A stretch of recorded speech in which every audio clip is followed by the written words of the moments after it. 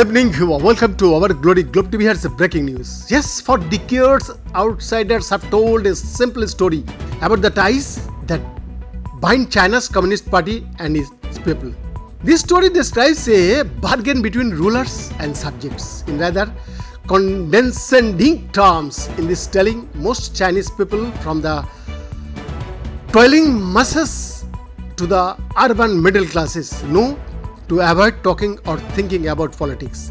And in exchange for sunning the world of power, citizens are allowed to compete for their share of the wealth and opportunities generated by a rising China.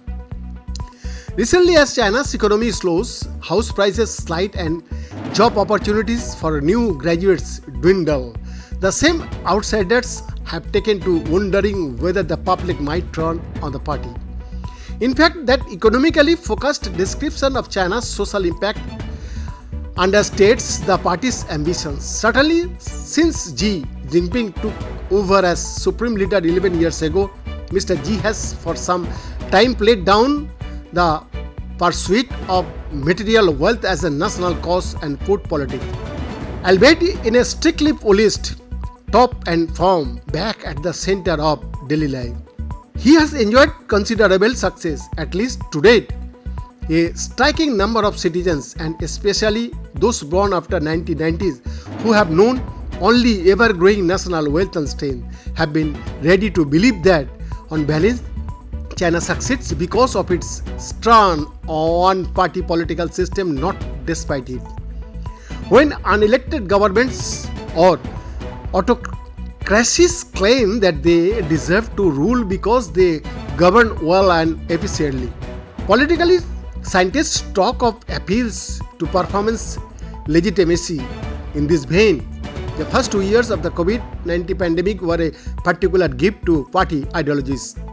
Day after day, the propaganda machines pumped out news of the latest COVID death toll in America, backed by images of patients on ventilators in Western hospital, recycled clips of President Donald Trump's scolding signs at White House press conference, and protests in Western cities against lockdown, mask wearing, and vaccine mandates. Yes, for sure, censorship was heavy and omnipresent, and lockdown Chinese chapped against thuggish enforcement of zero COVID rules, especially as the pandemic dragged on.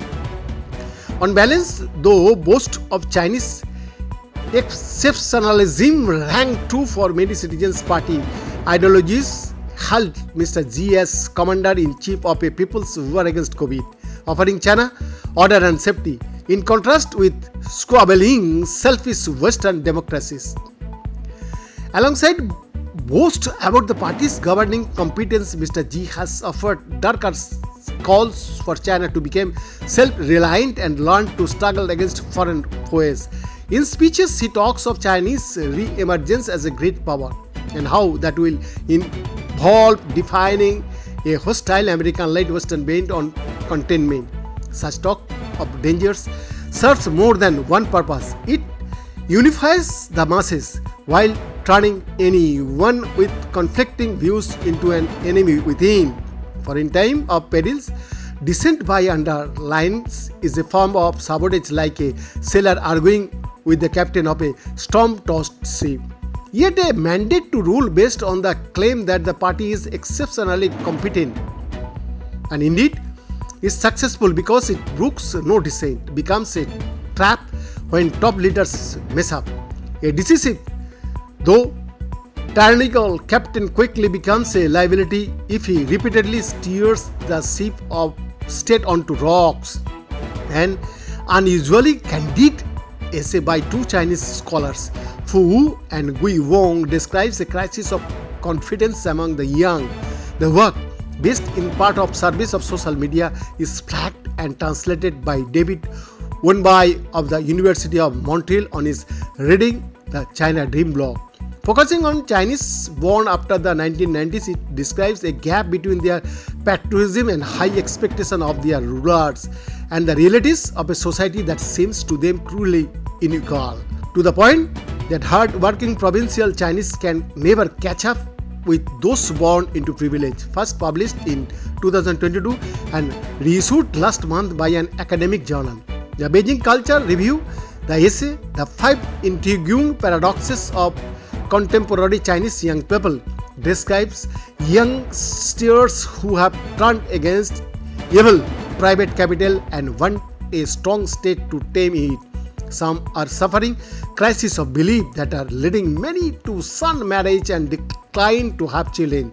Worse, since the piece was first published, the country has endured the sudden bungled collapse of its zero COVID policy and the concealment of large numbers of deaths, further undermining public confidence. Beyond the report, Glory Globe TV, Delhi, India.